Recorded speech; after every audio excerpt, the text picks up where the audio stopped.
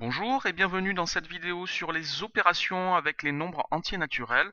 Nous allons nous intéresser ici essentiellement au vocabulaire des opérations et nous allons commencer par l'addition. Si nous prenons une addition, par exemple 127 plus 51 égale 178, chacun des nombres de cette opération, de cette addition, ont un nom. Et c'est ce que nous allons voir.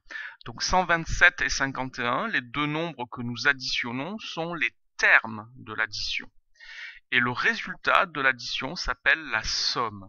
Et si on veut lire cette opération, on peut dire 127 plus 51 est égal à 178, mais il est plus correct et plus élégant de dire la somme de 127 et de 51 est 178.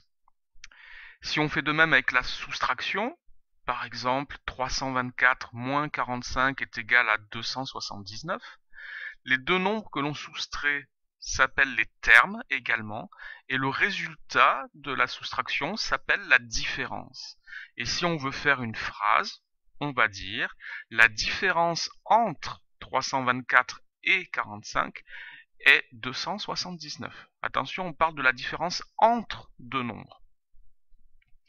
Si nous continuons avec la multiplication, par exemple 42 fois 15 égale 630, alors les deux nombres que l'on multiplie s'appellent les facteurs.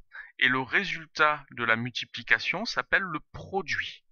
Et si nous faisons une phrase, nous allons dire le produit de 42 par 15 est 630. Donc attention, on multiplie un nombre par un autre nombre. Faites attention à ces petits mots que l'on met pour bien expliquer l'opération.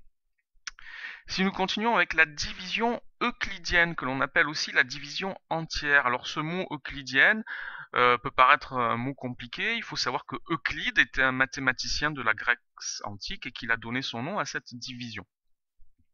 Alors par exemple, 92 divisé par 5. Alors pour la division, on va poser cette division.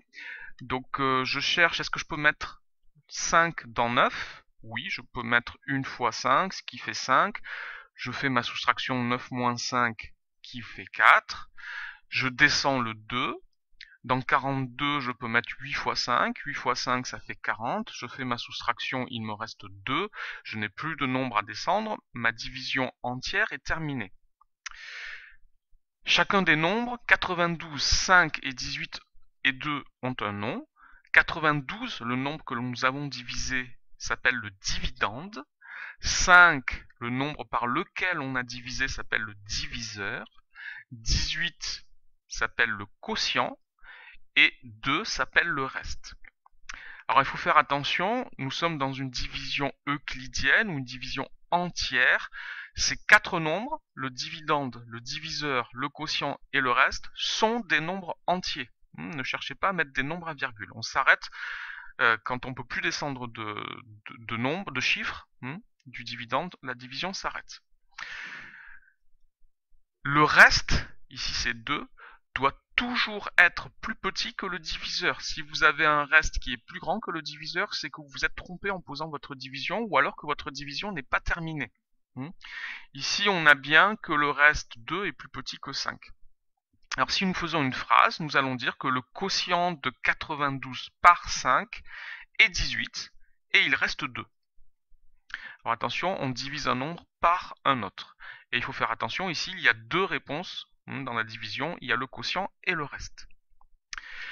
Alors si on veut écrire en ligne, vous avez vu que l'addition, la soustraction, la multiplication, je n'ai pas posé les opérations, j'avais écrit en ligne. Pour la division, je l'ai posé parce que c'est un petit peu plus compliqué. Si vous voulez écrire en ligne, on va écrire ce qu'on appelle l'égalité bilan de cette division. On va utiliser une multiplication et une addition. Nous allons écrire que 92 est égal à 18 fois 5 plus 2. Et 2, le reste, doit être plus petit que le diviseur qui est 5. D'accord? Donc 92 égale 18 fois 5 plus 2, c'est l'égalité bilan de cette division et il est important d'être capable de l'écrire. Donc ça veut dire quoi? Ça veut dire que dans 92, je peux mettre 18 fois le nombre 5 et qu'il me restera 2. Voilà tout ce que vous devez savoir sur le vocabulaire des opérations. Merci d'avoir regardé cette vidéo.